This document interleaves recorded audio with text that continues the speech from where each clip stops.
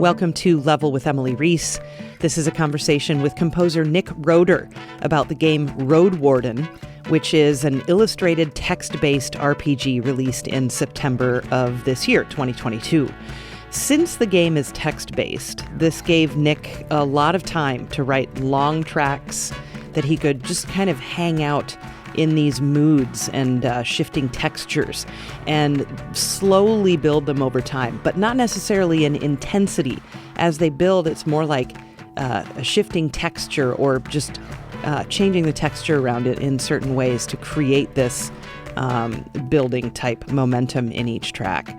Now, if you were to ask someone what the word melancholy sounds like, it's this soundtrack. It's intimate. It's thoughtful, it's introspective, there's time to breathe and think, and of course read, which is what you need to do to play Roadwarden. Nick Roeder, the composer, has a number of musical monikers. One of those is Indigo, so we talk about music that he's composed under that name as well as his Roadwarden music. He's from Australia. He just recently, over the summer, moved to Sweden, and that's going to be crazy. He's never seen snow before, so we talk about that since I'm from a very snowy place. And when we talked, he was actually in London, so quite the traveler lately. But in any event, please do subscribe to this YouTube channel. We'd love to have you a part of that number. And also Discord. Join us there. The link is down in the show notes, and it does not cost you anything to hop into the Discord server and join the conversation about music and games and music in games. Also, if you're able to support us financially, that would be amazing. Visit us at patreon.com/level to figure out what kinds of benefits you get as a patron, and also to just support us there. And that's where a playlist is, although that doesn't apply to the YouTube video because we don't put music in the YouTube video. You have to listen to the audio podcast to hear samples of Nick's music. And you can find that wherever you find any podcast that you like to listen to. All right. Well, here's Nick. My name is Nick, although I go by a few names to friends and family. One being Sticky, one being Rick. Not very interesting stories, but I've released, the Roadwarden soundtrack under Nick Roeder, which is my name. And then other projects under other names or monikers or whatever. And I'm a musician and composer and, arranger. And I work, across a few different, sort of worlds within music. One being sort of early on, and I guess less so now, having moved overseas, which we can get to. Collaborative projects with other musicians that I met at uni, and which was really fun. And then solo work is another aspect of that, which I've released music under the name Indigo, which we can also get to. And then video game composition, and have done some TV stuff in the past, and some dance, music for dance in the past, and some short film stuff and animation. So kind of a lot of stuff. And I suppose I'm not heavily established in any of those worlds. And I really enjoy the kind of diversity of, working across many different spaces. And, like Roadwarden and the solo project, there are these sort of links that connect them, whether they be instruments or just sort of interests at the time, musical or otherwise. So I really like how one thing can inform another, one project in dance can inform a project in animation, can inform an album that I decided to make for myself. So that's kind of who I am as a musician. And I play a bit. I played a lot more when I was in Melbourne, just with more sort of established networks, I suppose, of musicians, with friends and friends projects and my own projects and solo shows. And so kind of a generalist, I'd say. And that's kind of how I like it. I think I'm a person of sort of moderation. in all sort of aspects of my life. So yeah, how's that? One of my favorite things is to listen to a soundtrack or an album or something where I don't know what a person's main instrument is or what their initial training was, right? Because then it's kind of fun to try and figure out, well, is this person, where is this person approaching this from musically,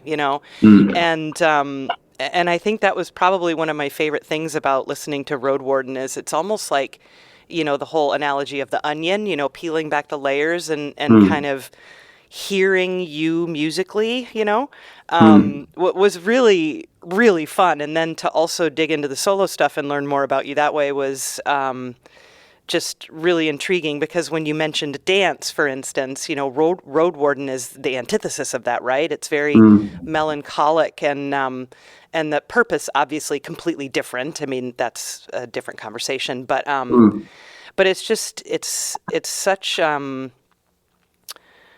melodic and lyrical, I guess, more so than even melodic.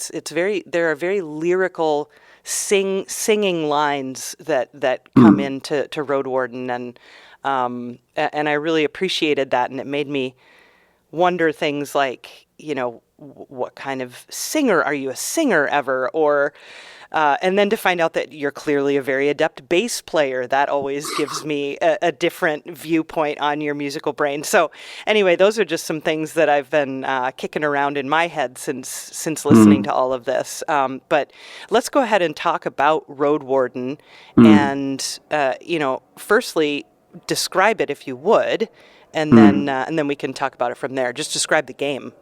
Yeah, it's a sort of, text and pixel art based role-playing game, really. A sort of a visual novel, I suppose, an interactive visual novel where you play as a road warden. And basically when I played and sort of still playing as it was released last week,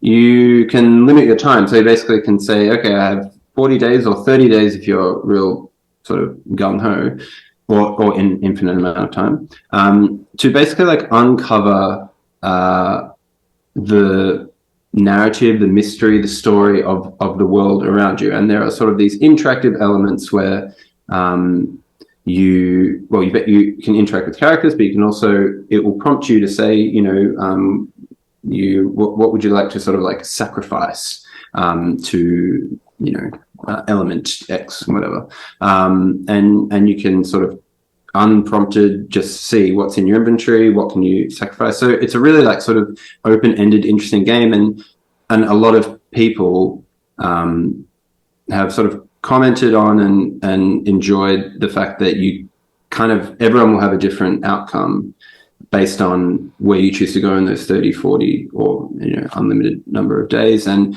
your actions will have consequences to the unfolding of the story. So it's not a kind of game that I've played in the past. It's like a world that you become immersed in through language and through pixel art. It's really beautiful. I encourage everyone to check it out. And yeah, the score or the music, I guess was sort of prompted by musically, I was provoked by like that bass guitar, which I got kind of that year. I think it was 2019. And basically it was like just like exploring the bass guitar as like it's a hollow body like instrument, so it has like a pretty prominent like acoustic quality about it, and a lot of the soundtrack it's just a microphone in front of the bass and like a small amount of DI. And I was just like really attracted to that sound, and that kind of became the backbone, even though the main sort of title music it's in there, but it's not sort of the prominent instrument. That instrument was kind of the backbone of the whole score. And as you mentioned, the Indigo solo work thing, like I kind of continued exploring it sort of from Roadwarden, and then created this album of like work for bass guitar and tenor saxophone. Also inspired by that instrument. Like I really love that instrument. It's just like an old hollow body Greco thing. I mean, I have no idea what the model is. It doesn't have any stickers or I can't find any information on it. Wow. I haven't looked that hard, but I just got it off Reverb. This guy in Canberra was selling it for like $700 or something, and that was kind of what I was looking for, to explore that sound. So yeah, I suppose I've answered the first question in terms of what is Roadwarden the game. Yeah. But yeah. Yeah. So what kind of direction did you have musically from? It's Aureus, right? Yeah. Yeah. Aureus is the creator of the game. Single person, just one, which is amazing. That's always. Yeah. Anyway, yeah, that's Yeah, amazing. it's incredible. So Aureus created Roadwarden, and what kind of ideas did he have musically, or any kind of direction from him, or how did that relationship work out? We sort of worked it out together. Like I think, I mean, it was years ago now. I reckon I would have like first gotten in touch with him in like 2018 with like hey, I really like your game kind of thing. Here's like an idea.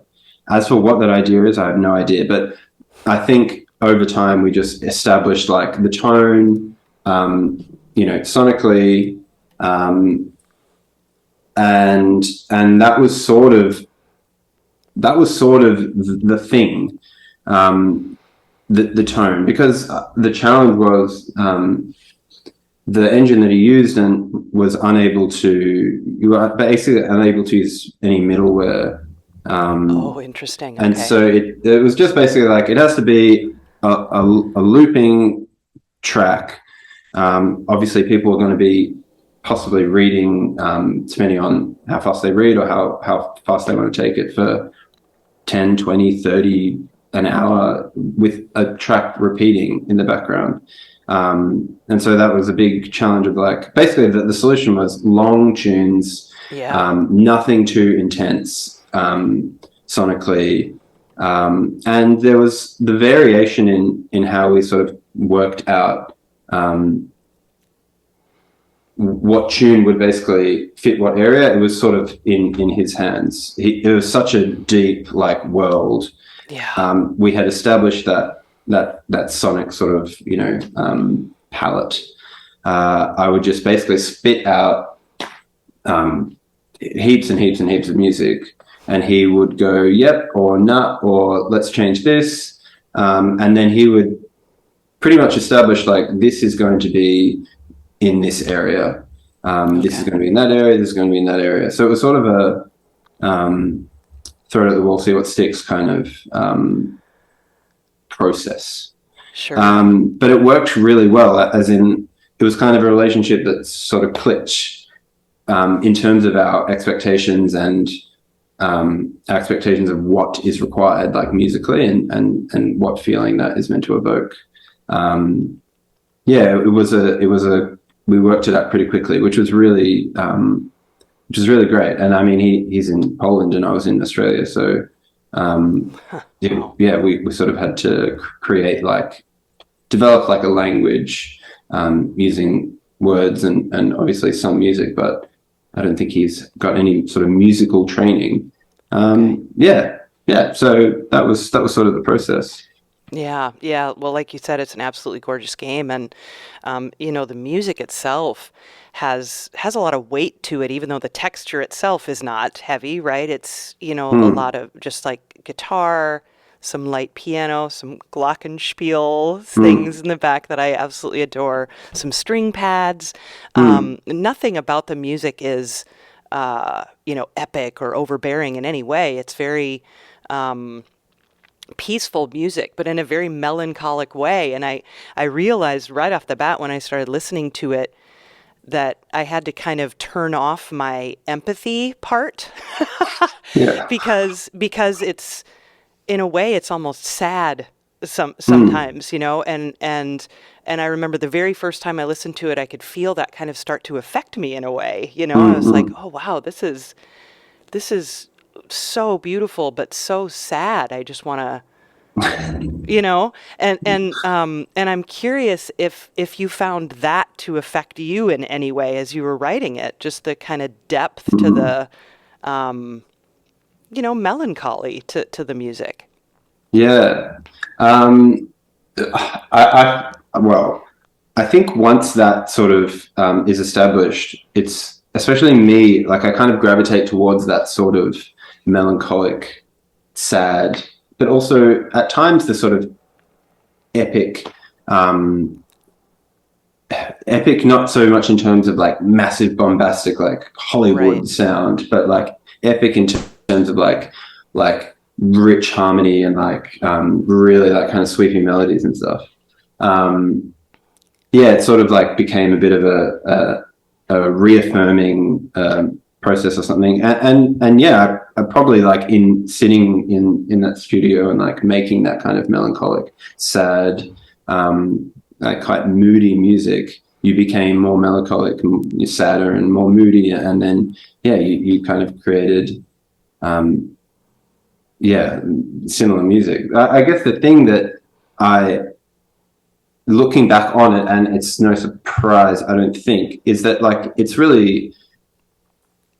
like melodic as far as I could take it being melodic without it being kind of like distracting or like too overbearingly melodic. Right. You know what I mean? Where it's there is a like defined melody, but it's not like, it's kind of really well balanced with like the harmonic progression and the sonic texture. And I think that was important just in terms of like, I mean, I find it really challenging to read while I listen to music and maybe whether it's instrumental or vocal music.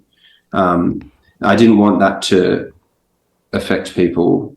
And maybe, I mean, everyone's different and maybe it has in some cases, but even in terms of like where it generally sat on like a sort of, if you look at like a, on a frequency spectrum, it's kind of, it's towards the bottom end of things, like, and in that way, maybe it's like, it's calming, melancholic, like soothing, sad.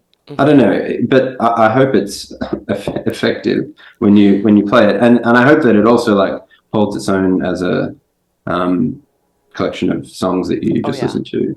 Yeah. I mean, I've listened to it many, many, many times over the last couple of weeks. Since whenever I reached out to you initially, I've listened to it many, many times, and as is the case with a lot of great music, every time you re-listen, you hear something new, and I really love that. But one of my favorite things about these, kind of, and oftentimes it seemed like it was piano that would kind of come in with these really beautiful, and I mentioned the word before, lyrical lines that, sometimes like a musical sigh. Like one of my favorite ones happens in The Monastery. Is that what it's called? I did write it down. Okay. Yeah. Because, a couple minutes into the track, the piano just comes in with this beautiful, like, just like, and I loved those little touches throughout. Yeah. I'm glad. Yeah. I think that tune is, my favorite. I do play favorites. And I think, it is very like, well, it sort of soothes me. And especially like listening back on it after having done it so many years ago, like having created the music in 2019, it's kind of nice to listen back to something and go, oh yeah, like, I think it's a nice thing to try and suspend judgment and on yourself and just sort of enjoy it. And I do like it, and I think I hope that people also enjoy it and feel that that sort of delicate balance between, I guess, the ensemble, and it's so simple, really. Like you mentioned, it's like 4 or 5 elements, but I think it works, especially in the context. Oh yeah. Yeah, it's very lovely. Another one I loved is, and tell me if you need me to, like, I don't know how much you know since it was 3 years ago, these titles and stuff, but I also loved The Elder's Cave, and this is one where I actually really noticed, and not in a bad way, noticed the string pads kind of in the background. Once I was listening with these good Sony headphones and whatnot, but I really loved that kind of warmth that brought to the music itself in the Elder's Cave. Yeah, I think like, I mean, sort of back then I was sort of, I mean, not starting out, but like, it was sort of early on in my journey, and I don't know, like what like I would have been using in terms of like libraries or instruments, like virtual instruments or otherwise. I mean, most of it is recorded. The piano's not, but yeah, I'm glad. I'm glad it sounds good. It's quite incredible, like looking back on something, and sort of seeing how far you've come, even in like 3 years. I feel like I've learned so much. It's kind of unbelievable. Anyway, that's kind of an aside, but it's really, it's interesting. Well, I want to talk more about this bass guitar that you're talking about, because, even on, you've mentioned a couple of times Indigo, your solo project, and the album that you have. I think there's a couple, right? There's a few albums on Bandcamp. There's one full album, and there's one like song that was put on a compilation. So the full album is called Part 1, and you use that same instrument for that, you're saying? Yeah, so it is the same instrument. And it's not an upright bass. It's a hollow body. No, it's a hollow body electric, like bass guitar. Yeah. Wow. With like flat wound strings on it, and it it's really like, it's a great instrument. It's got its quirks. Like, it's a real, like, the intonation is so like dicey, and but it's just, I just love the sound. I love the same with like recording like electric guitar. Just always stick a mic in front of it just to capture like the acoustic, like true acoustic properties of it. It's a great instrument. It's really cool.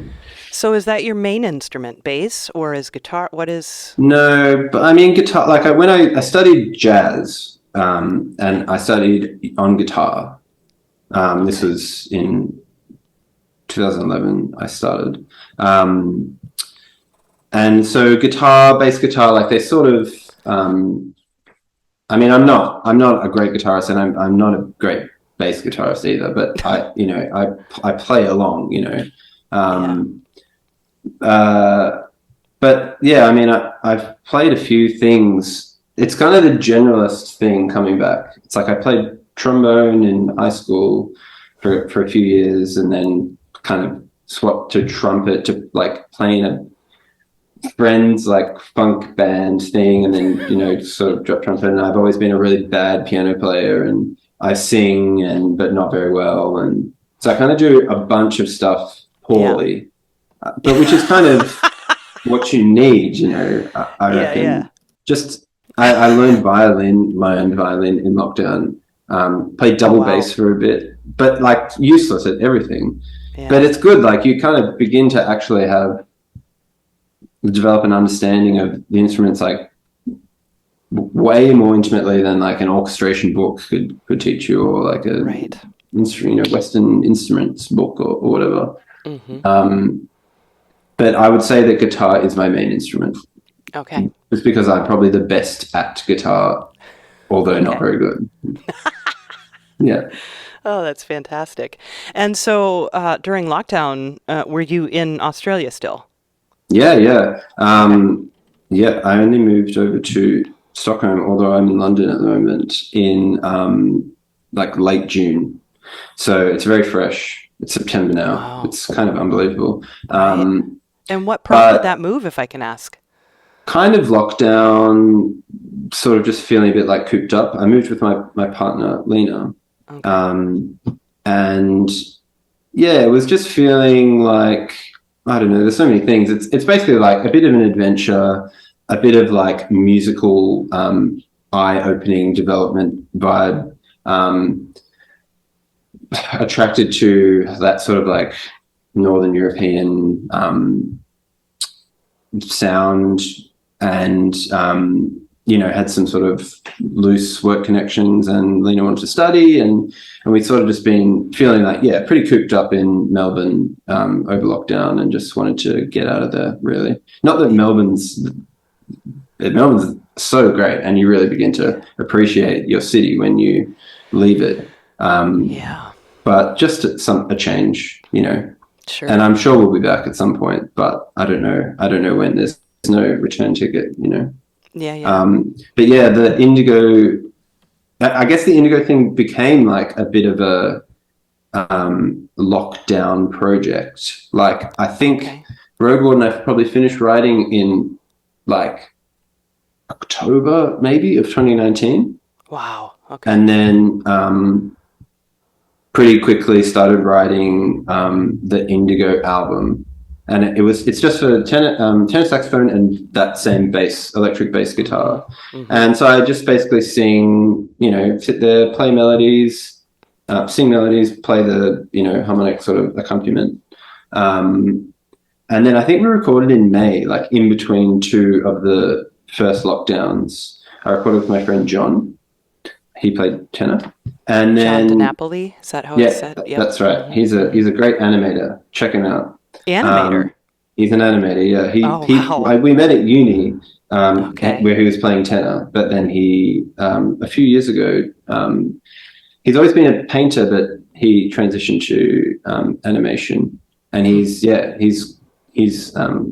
it. We do this thing together. We're basically working on with John, another friend Max, another friend Harrison, working on like an animated sort of short film. Like cool. Harrison's a dancer, and anyway, it'll be probably decades before it sees the light of day, but it's fun. Anyway, with John, and then I think, and then got in touch with a label in Melbourne, music company, who agreed to put it out, and then it came out like a year later.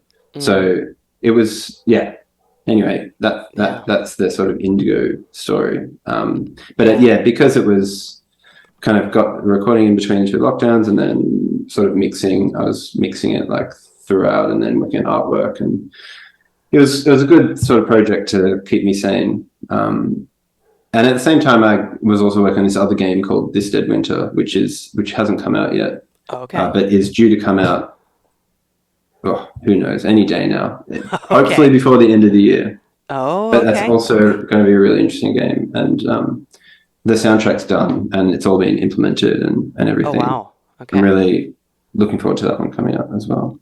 Can you give us a hint as to what it's like compared to Roadwarden?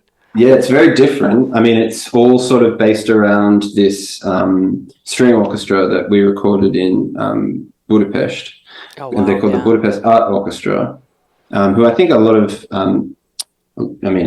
people use. I haven't heard the name come up so much in the sort of game circles, but certainly in like the music circles, like, just they come up. And they're awesome. I've used them a number of times, and so it sort of is based around that, and then there's a lot of vocal elements, no lyrics, but oohs and ahs and that kind of thing, and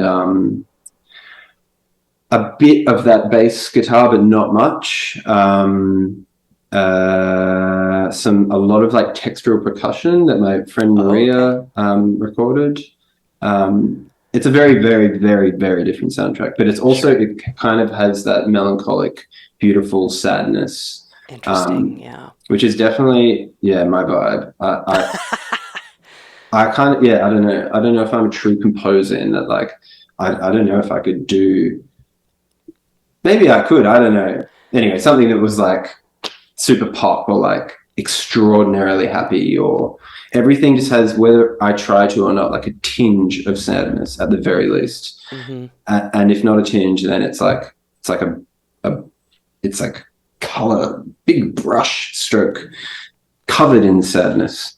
So yeah, I'm not sad though. But I mean, and maybe that's why, honestly. Maybe that's why, because you exercise that particular emotion musically, you know? Yeah, maybe. Yeah. Who knows? It's a form of like therapy. I'm putting it into the world so I don't have to suffer alone. Wow. Exactly. It's a therapy session. Dark, yeah. Maybe not dark, but deep for sure. But yeah, I mean, one of the songs I really loved, and again, I didn't just admittedly get to spend as much time with it as I wanted to, but of the Indigo Part 1 album, I loved the track called The Australian Dream. Oh, yeah. And maybe because it does have like this, you know, major tonality section in the middle, I'm not sure, but I really loved that track. And again, it's such a intimate conversation between you two, being just tenor sax and bass guitar. I mean, it's so, you just kind of lean in to listen to what you two are saying to each other. It's really beautiful work. Yeah. Yeah, it was that sort of intimacy. It was sort of all it was inspired by two albums, like that album. It's inspired by two albums and the fact that it's kind of all we could do, because there was a rule at the time in Melbourne where you couldn't spend time with more than one person. So I was like, okay, well, I'll make a duo album and I'll hang out with my friend John, and he'll play tenor and I'll play bass. So and the albums were, there's this Schoolie Sverrisson, and I can't pronounce his surname, but Oscar someone, Icelandic guy, tenor player. And the album's called The Box Tree. It's like super beautiful. That's like a good bass player doing what I was trying to do. You know, Schoolie Sverrisson is an absolute weapon. And he has these two albums called Seria 1 and Seria 2, which are just like mind blowing.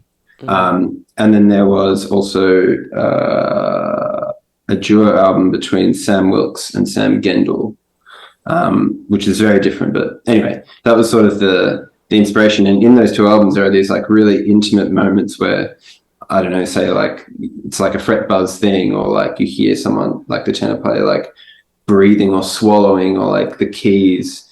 And like when it's kind of, it was a sort of a, like as a listener, I really, really loved those moments. But then as a player, you sort of get like insecure about your ability, because like you didn't mean to do that fret buzz, or like you didn't mean to swallow really loudly or whatever, but you did. And I was just like really, I had to force myself to keep all those like little moments in there. But I'm really glad I did, because yeah, it is a really intimate conversation.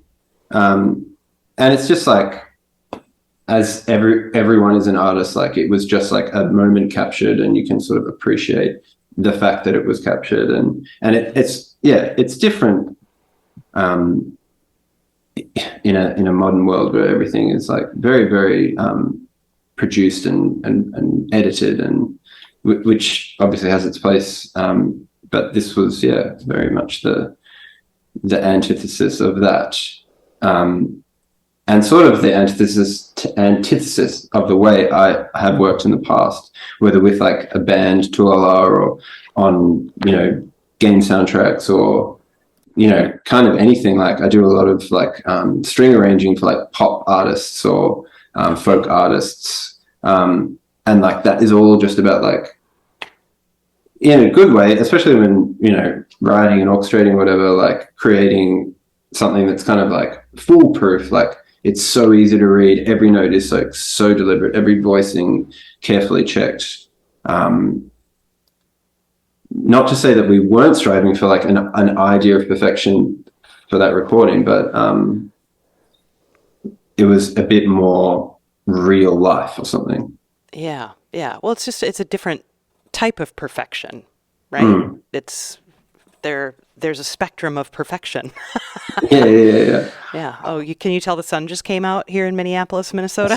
Yeah, there's a very It's just nice. nice and bright now. Yeah, Yeah. very good. Sorry, I just was struck by the contrast there. No, it's good. Yeah. It Very was nice 90 sun-shaped. degrees here yesterday, and it's about 60 today. So it dropped Whoa. overnight, got 30-degree difference. So hence the Wow. long sleeves compared to yesterday when I had the air running. And Yeah, yeah, yeah. yeah, but anyway. I've spent my whole life in Melbourne, and it's approaching, I mean, it's autumn now, which is just like, Mhm. and it's cold. It's not that cold, and I'm in London. Apparently, it's very cold in Stockholm, but I've never seen snow. I've never been through like a Northern Hemisphere winter. Oh, really? So yeah, it's like, Okay. it's dawning on me that it might be kind of cold. And you said you'd never seen snow. Never, not touched one grain. Don't even know if they're called Buckle up, grains. buddy. I guess they're called flakes. Yeah, I know. I bought a coat on Facebook Marketplace, from someone who, Yeah.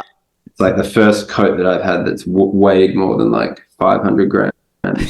It's so heavy. It's crazy. It really I is. wonder how that'll affect you creatively and musically, because Yeah. you'll be spending a lot of time inside, right? And I don't know what your life was like in Melbourne, but I assume that you could spend more time outside if you chose. So Yeah. I wonder what that'll It be was like.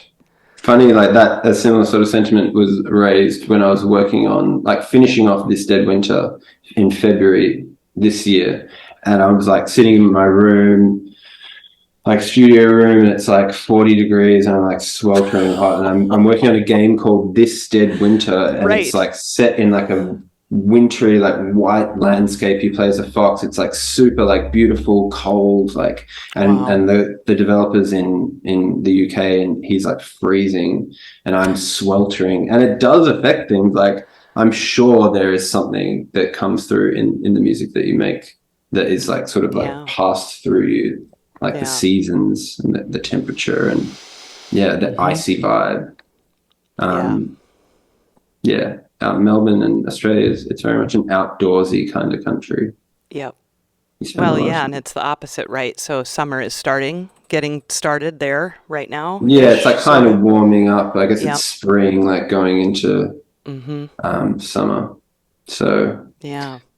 maybe it's a good time to go to the southern hemisphere. But no, I'm in it for the winter. I reckon it'll be so interesting. And Yeah. yeah, Wow. I yeah. mean, I grew up in the Midwest and particularly in the North, so we're very accustomed to that, and we only get about 4 months of decent weather. And Mm. that I just feel like checking in with you after the first snow to see what you think. A lot of people have like encouraged me to like do things in the snow and in Yeah. winter that you can't do anywhere else. So Yes. like they really like the sauna, and there are these saunas that you can go to near like rivers that freeze over, and they cut a hole in the ice. You jump in, then you get out and you get into the sauna, which sounds Yeah. like not my vibe, but I will possibly try it. Like it's kind of like percolating in my mind as a thing that is not Hmm. completely off the cards. I highly recommend that you go sledding. That's one of my Yeah. favorite winter activities because you get a really good workout climbing up the hill after you go down it. And it's just really fun. And that's one of and it's one of the cheaper things you can do too. Mm. Saunaing is also cheap and whatnot, but as far as like skiing, snowshoeing, Yeah. sledding's definitely the cheapest.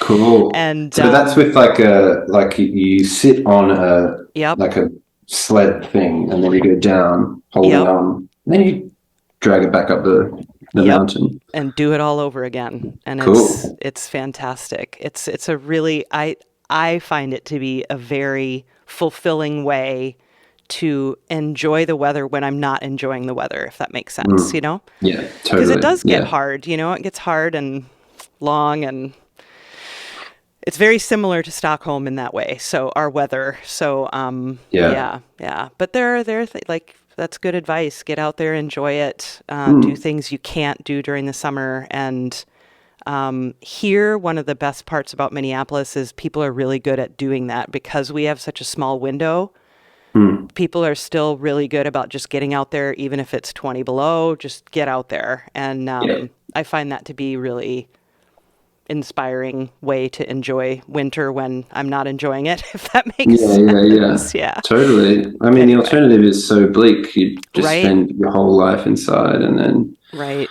re-emerge in 6 months when the sun comes. Like, so you can't live like that. No, you can't. But so let's go back to Roadwarden, because there are a couple other tracks I want to individually call out. One of which is called Gale Rocks, and this one I loved because, again, the piano phrase starts in a kind of a non-traditional way on beat 2 and kind of goes over the bar. And I don't mean to get so annoyingly technical for people listening who that doesn't make sense or matter, but I really, really loved the phrasing of that piano line as well in Gale Rocks. Thanks. I mean, you've kind of drawn my attention to, and I guess, well, I must have been conscious in some way, but the sort of piano as a melodic instrument, and then I guess also the bass as a melodic instrument as well throughout. Yeah, it kind of lends that tone that I think serves the game really, really well. I mean, it has been a while, but also like the titles were determined by Ore.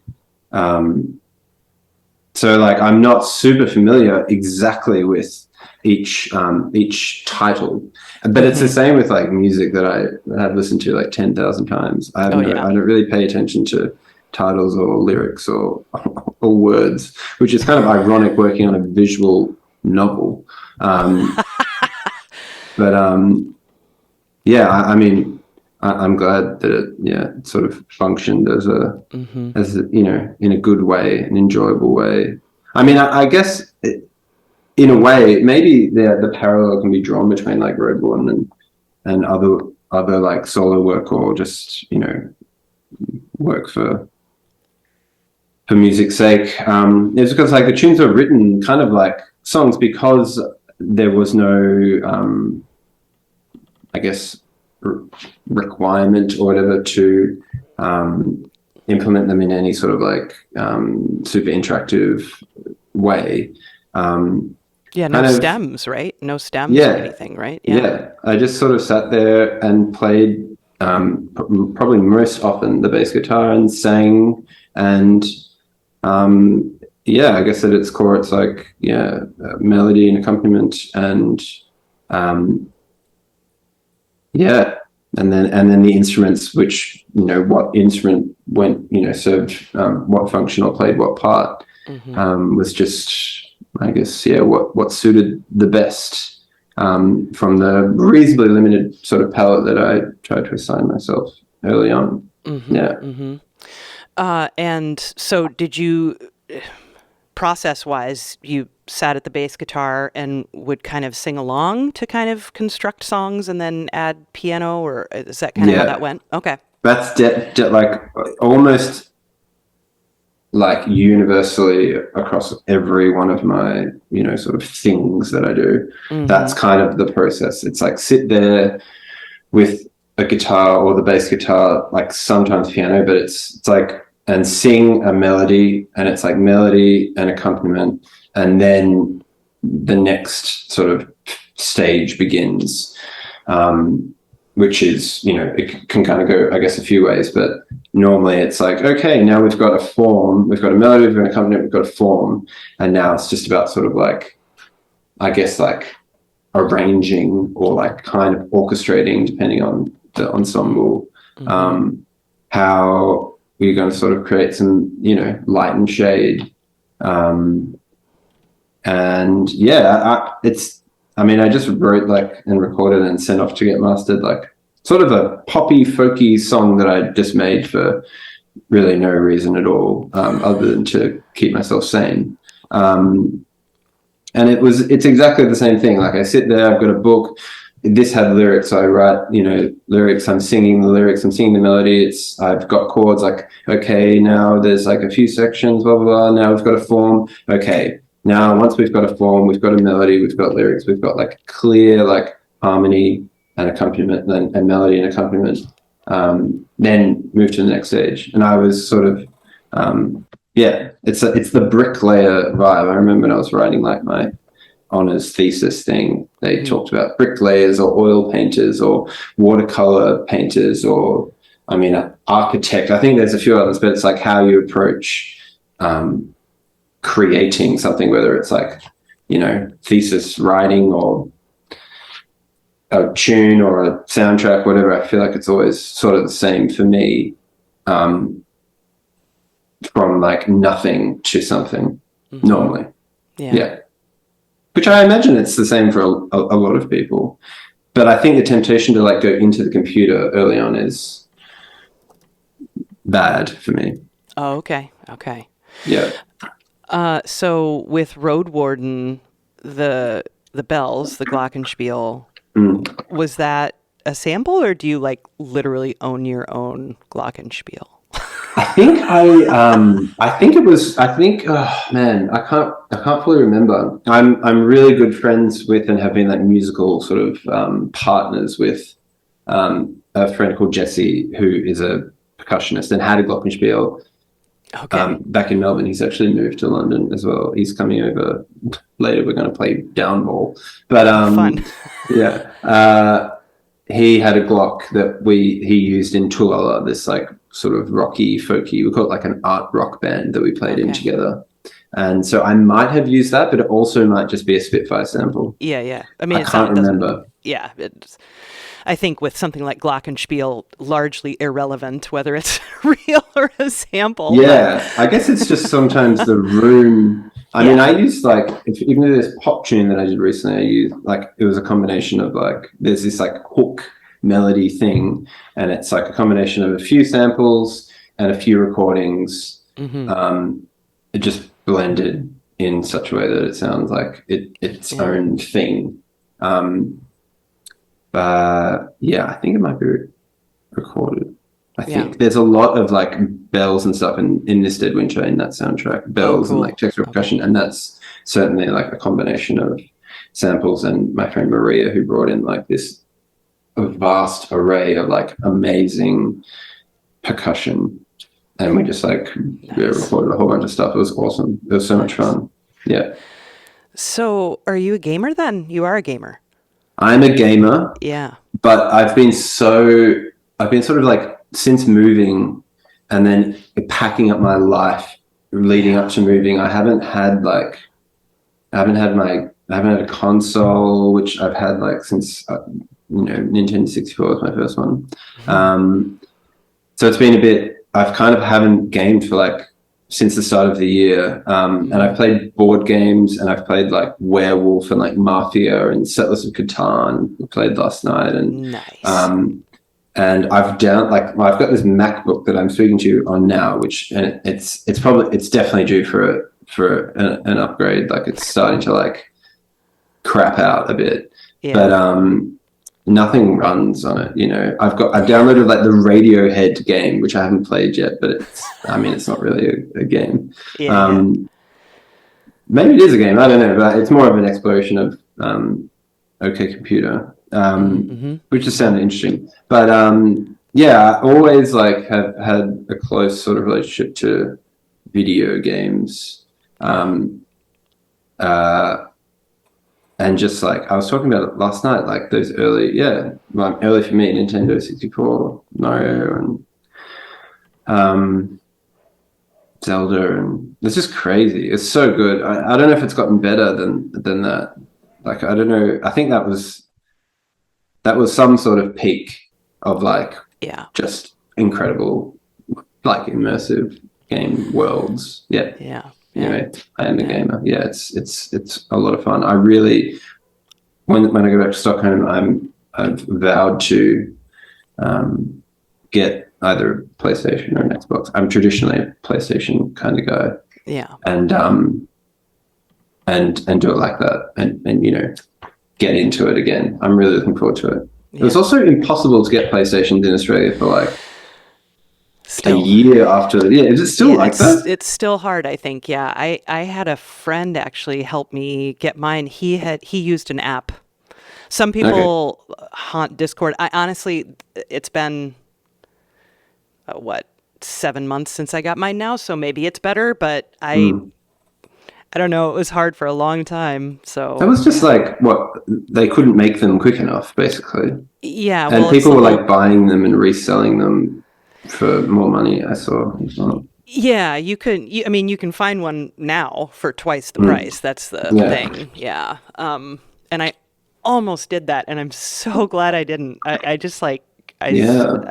so glad I waited. But yeah, my friend Michael, shout out to my friend Michael Jamnick for downloading the app again and buying it for me, buying a second PlayStation, and then I just paid him back. But yeah, we all need a Michael in our lives. Where's my Michael Jamnick? That could not be more true. It could not be more true. That's right. Well, I guess the final kind of large question that I'm interested to know a little more about before we sign off is, you mentioned that you were trained in jazz, and that's always been a huge part of my life as well. I worked in jazz radio for a number of years, and it has a very special place in my musical life. So I'm curious what drew you to that. And yeah, just talk about your jazziness, if you would. I'll talk about my jazziness. All right. No, I'm not that. I'm more, jazzy than jazzy. I think I studied jazz like I was just sort of weird, like finishing school, like the last 2 years of high school, and kind of going like, fuck, like what am I doing? I don't know what I'm doing with my life.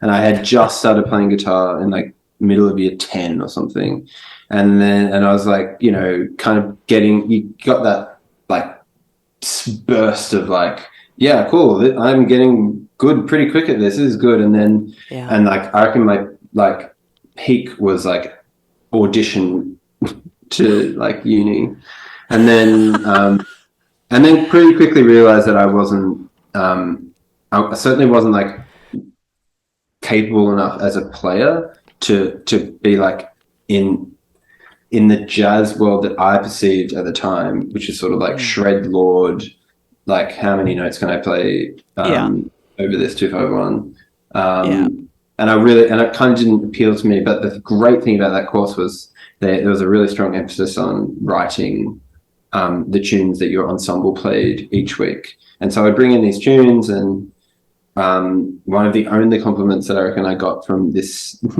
teacher that I had was like, oh, that's a good melody, good tune kind of thing. I was like, sick. Well, maybe that's kind of my thing. And then like after uni, continued playing, but more in that sort of like art rocky sort of space, and did a lot of arranging and kind of like was experimenting with like strings and horns and large ensemble music.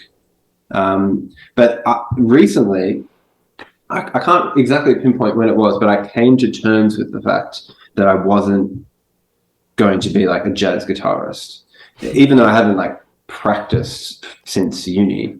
And like the relationship that I have to jazz now is like, truly as like a listener and like a consumer of that music. And there's some that I really like and some that I find incredibly naff, but the music that I'm attracted to mostly is like either just like really interesting like trio music, or like large ensemble music, or just like things with elements of jazz. And like there's this like DJ, his name's John Bailey. He's like a community radio DJ on Triple R, which is like this Melbourne radio station. And his like kind of thing is like jazz is everything. And like I completely agree.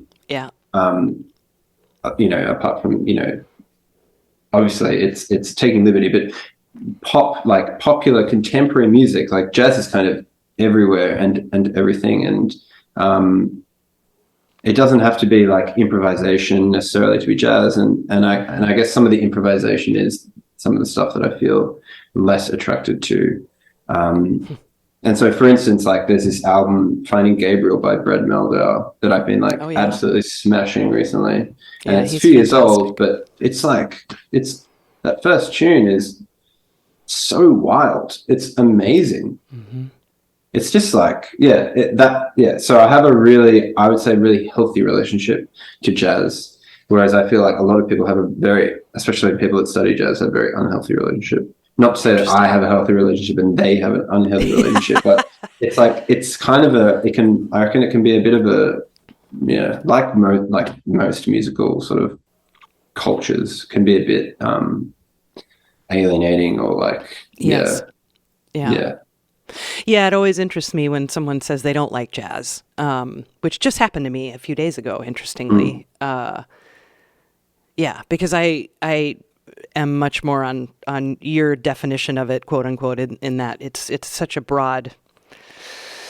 It's hard to say you don't like it because it's just so broad, but I can understand aspects that turn people off, and whether it's Ornette Coleman, obviously that can turn a lot of people off, or if it's just straight up improv in the 50s, someone like Ben Webster can turn somebody off. So it's it's a very broad term, like the word classical music, right? Like classical, that doesn't really fit that either. It's interesting. I mean, people describe modern, orchestral music as classical music. Mm-hmm. It's just sort of, I mean, I'm super into the vibe of just like music is music. Just don't feel at all confined by like the genre that you've either been given by someone or been told that you are or whatever.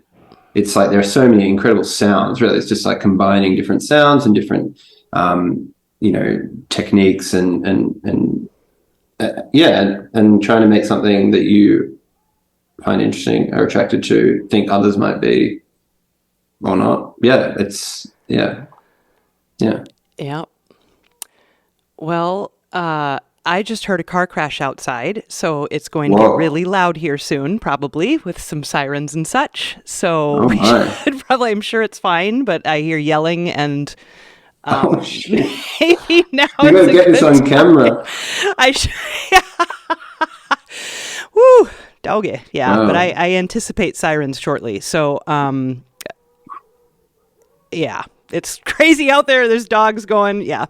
But this is probably a good place to stop for that. I apologize. No problem. It was just such a pleasure, Nick, to get to know your music, and I can't wait to hear what's next and what's coming out later this year and any other solo projects you do. And I just I'm grateful for your time today. So thanks so much. Likewise. Thank you. It's been great talking. It's awesome. Thanks.